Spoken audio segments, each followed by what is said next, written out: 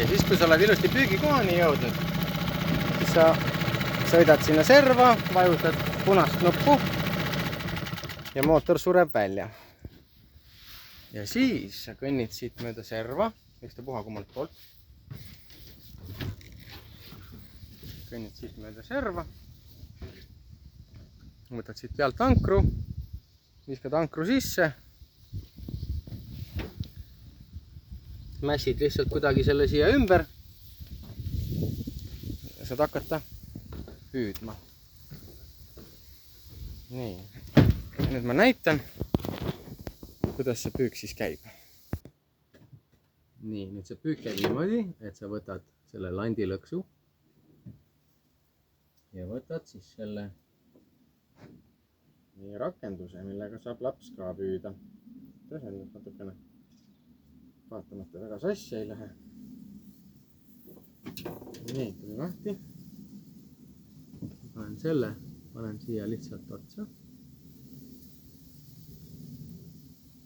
Klõpst ja panen landilõksu kinni. Ja siis viskan servast.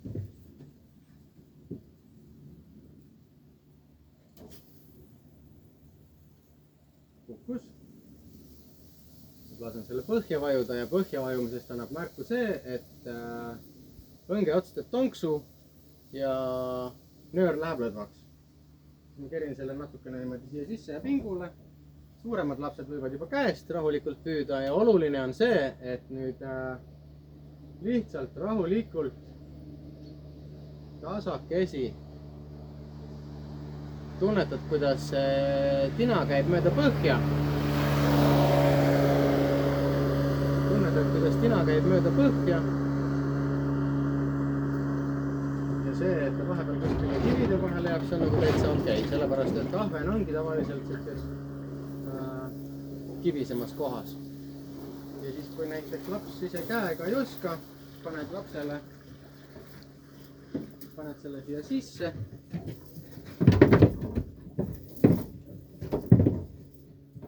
Võid hoida ja aidata. Ja siis laps rahulikult vääntab ja vääntab. Ja siis, kui ta teeb siia mingi pikema pausi, siis sellest ei ole mitte midagi. Sellepärast, et see tina on põhjas, kalakene ujub seal põhja kohal ja tegelikult see pikk paus ei ole üldse halb. Ja väga on meeldinud lastele niimoodi, et näiteks, et siit käib see lukku, rull käib lukku, et tagurpidi ei saaks käia. Ja siis ongi see, et rull on lukus, laps valepidi vändata ei saa. Ja siis saab lugeda näiteks, et teed 3 tiiru ja teed pausi. 1, 2, 3. Või siis, kui laps tahab rahulikult kerida, ta siis muudkui kerib rahulikult. Ja kui rakendus on jõudnud siia, siis võtad siit sodi otsast ära.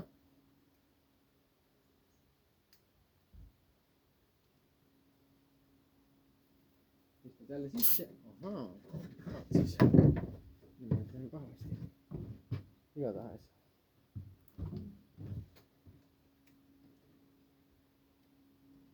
Võtad ja viskad, aga jah, viskad uuesti sisse. Paned jälle siia ja väga okei on niimoodi, et isegi 2 last korraga püüavad. Ja rahulikult saab siit niimoodi vändata. Kui laps on liiga lühike, saab piimakasti alla panna. Ja siis tasakesi muudkui sikutad ja sikutad.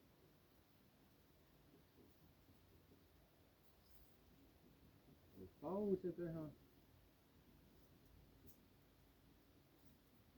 Ja siis, kui ühte lanti ei võta, siis püüad teisega. Ja siis 3. Ja siis, kui jääb natukene kinni, siis sellest ei ole ka midagi. Sest tavaliselt, siis teed sükse jõnksu, näed, tõmbasin pingule, lasin järsku lahti. Ja lant tuli jälle kivi vahel, või see tina tuli kivi vahelt ära jälle. Ja siis, kui jääbki päris kinni, siis saad ankrust lahti lasta, lased natukene allavoolu.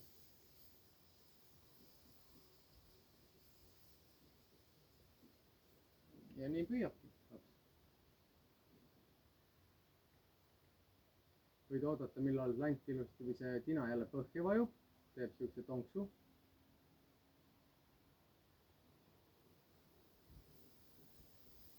ja ei ole mingisugust draamat, ei ole midagi rasket. ja väga lihtne on luua siis lapsele sihuke tore olemine ja sulle endale ka loomulikult.